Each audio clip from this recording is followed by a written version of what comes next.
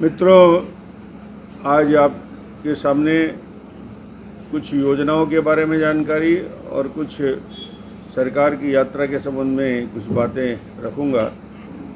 जिस बात की चर्चा मुझे करना है, एक यात्रा निकल रही है छत्तीसगढ़ में और उस यात्रा का स्वरूप अजीब है। एक यात्रा का मुंह उत्तर दिशा में है और दूसरी यात्रा का मुंह दक्षिण दिशा में। ये सरकार उत्तर और दक्षिण दिशा में अलग अलग यात्राएं निकाल रही है। एक यात्रा में हेलीकॉप्टर का कारवां है और एक हेलीकॉप्टर में सरकारी हेलीकॉप्टर उपलब्ध नहीं कराया गया। एक यात्रा जो चल रही है मुख्यमंत्री के, उसमें वरिष्ठ अधिकारी से लेकर एसपी कलेक्टर तक की उपस्थिति है। दूसरी दक्षिण में जो यात्रा शुरू हुई है, उस दक्षिण की यात्रा में, सीधे की यात्रा में कलेक्टर एसपी को प्रतिबंधित किया गया है। ये अजीब स्थिति है। 3.5 साल आते आते इस सरकार की स्थिति ये हो गई कि आपस के डायलॉग बंद हो गए। मंत्रियों की कार्य के और कार्य पद्धति पे इस तरह आती है। और प्रोटोकॉल क्या होता है? किसी सरकार का प्रोटोकॉल होता है कि कोई यदि मंत्री, कैबिनेट मंत्री यदि किसी दौरे में रहता है तो वहाँ के एसपी, कलेक्टर और वरिष्ठ अधिकारियों को ड्यूटी रहती है कि उनके साथ। मगर ये पहली बार ये आदेश, और टीवी के माध्यम से मैं देख रहा था कि कलेक्टर को सभी मंत्रियों के सभी कार्यक्रम में जाने की ज़रूरत नहीं है। मगर जब कोई कार्यक्रम और अन्य ना हो, कलेक्टर घर में बैठ के एसी में ठंडे में बैठा हो और यदि कोई मंत्री दौरा करता है, तो ये पहली बार मैं देख रहा हूँ छत्तीसगढ़ में कि उसके यात्रा में किसी को जाने के लिए प्रतिबंधित किया गया है। तो ये स्थिति आज पूरे छत्तीसगढ़ में है। मैं यात्रा के संबंध में, हम लोगों ने भी विकास यात्राएं बहुत की। ग्राम स्वराज यात्रा निकालते थे और पूरे मई से माह में हम लोग गांव में रहते थे। मगर उसके पहले हम होमवर्क करते थे 2 महीने। 30 बिंदुओं पे, अलग अलग बिंदुओं पे हम इस लोक स्वराज यात्रा को निकालते थे और ये पूरी जानकारी के साथ हर गांव में, हर पंचायत में एप्लीकेशन लिया जाता था।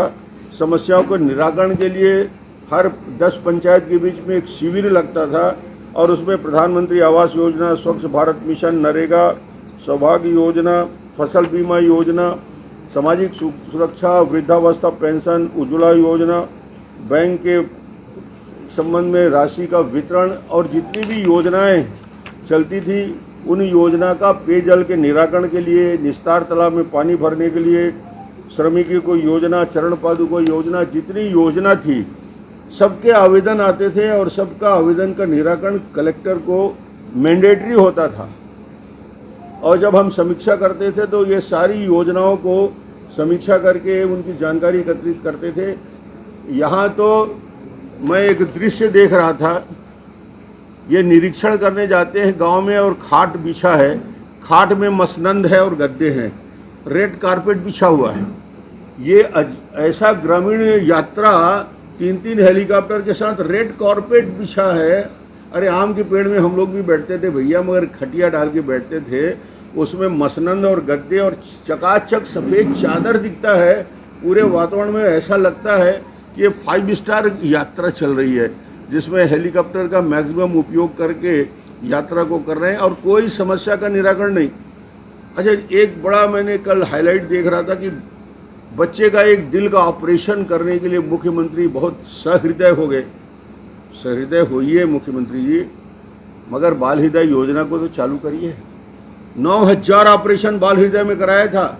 इसी ग्राम स्वराज की जन्म हुआ था वो बाल हृदय योजना, उसी में कॉकलियर इम्प्लांट की योजना हमने जन्म दिया था। आपको अलग अलग बच्चों को ढूंढने की ज़रूरत नहीं है। बाल हृदय योजना में सहृदय दिखाएं तो सहृदय ये दिखाएं कि बाल हृदय योजना में जो 9000 ऑपरेशन हमने किया था, आप कम से कम ये घोषित करते, योजना घोषित करिए। एक बच्चे को आपने 2 लाख 3 लाख दे दिया, ये कोई बड़ी बात नहीं है। ये घोषित कर दें छत्तीसगढ़ में जितने बच्चे हैं, इन सब के बाल हृदय योजना के तहत निःशुल्क ऑपरेशन होगा। कॉकलियर इम्प्लांट में 6 लाख रुपये की राशि दी जाएगी। अब एक और शानदार योजना और घोषणा मैंने देखा है, क्योंकि हेलीकॉप्टर में बैठ के सारी टीम यात्रा कर रही है, इसलिए इनका नज़रिया भी हेलीकॉप्टर के हवाई रहता है। बच्चे जो 10वीं और 12वीं में मेरिट में आएंगे, हवाई यात्रा यानी हेलीकॉप्टर में घुमाया जाएगा। अरे भाई, उन बच्चों के लिए जो आगे की पढ़ाई के लिए गरीब बच्चे हमारे होते हैं, उनके लिए आर्थिक सहायता और उनके निःशुल्क शिक्षा की बात यदि कर देते तो हेलीकॉप्टर में घुमाने से ज़्यादा बेहतर होता कि मेरिटोरियस बच्चे को हम निःशुल्क शिक्षा देंगे, कोचिंग की व्यवस्था करेंगे और उसके पूरी फीस की व्यवस्था करेंगे। हेलीकॉप्टर में 10 मिनट बैठा देने से कोई फ़र्क नहीं पड़ता, उनके जीवन में कोई परिवर्तन नहीं आता। यदि आर्थिक रूप से मदद की बात होती तो निश्चित रूप से इस योजना का लाभ उनको मिल पाता और इसको बेहतर तरीके से काम कर सकते। ये अधिकारियों को भ्रष्टाचार के आरोप में निलंबित कर दिया गया, सस्पेंड कर दिया गया। ये सरकार आकंड भ्रष्टाचार में डूबी है।